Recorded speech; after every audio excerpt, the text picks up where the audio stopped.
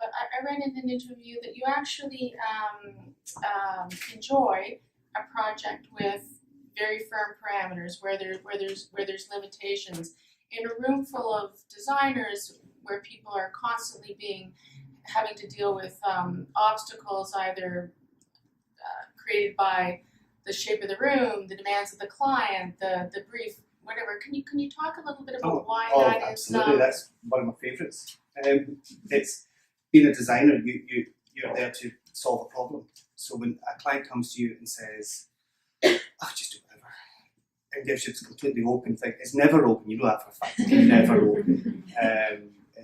So if you are given that brief, then you kind of don't know where to start. And as a designer, you're taught to problem solve. So if your problem for an interior or a pattern is, we can only use black, we can only use this type of linen, it has to cost this amount of money, or it has to look amazing, all of these things, and it has to be done in a certain amount of time. So you have to put all these little things into it, like any brief at all.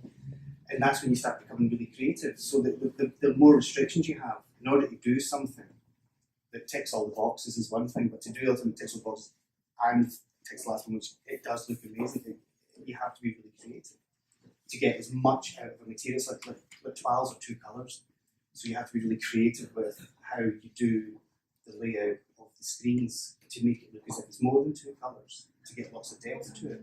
So if you have a restriction and you can't do anything, your way of getting from A to B will be more creative. And as a designer, that's what you kind of like. If you just throw in a pencil and a sketch pad and say, "Oh, just draw me something," you just sit there for hours not drawing anything, because whatever you draw, they're going to hate.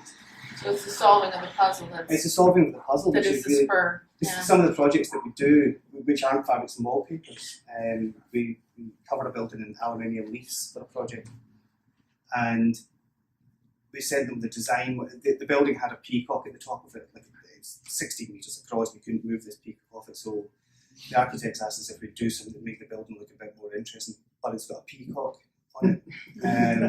So what we did was we built a nest for the peacock along the top of this parapet of the building. We had all when buildings get really neglected, they get trees start to grow out of them. So we introduced all this foliage as if it was kind of growing out of the thing. So we sent them the design. They loved the design. The client liked the design. Thought this is nobody's ever going to. It was like grade A listed building as well. Anyway, passed all those tests and they wanted to go with it. So then we had to start working with the facade engineers. So if you're sticking up, you've got to make sure it doesn't come off and kill somebody, which is fair enough. So it was things like you had to have fixing every, at most 450 mil. The width of any piece of metal had to be no less than 65 mil, I think it was. It had to be a 5 mil grade ship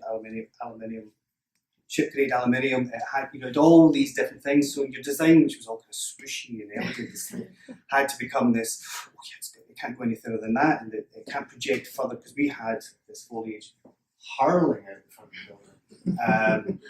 So that all got reined back in, but it was a great job because so we had to do this thing and make it look as good as we could, because we can now only have the things coming off the wall maybe 300 mil at best.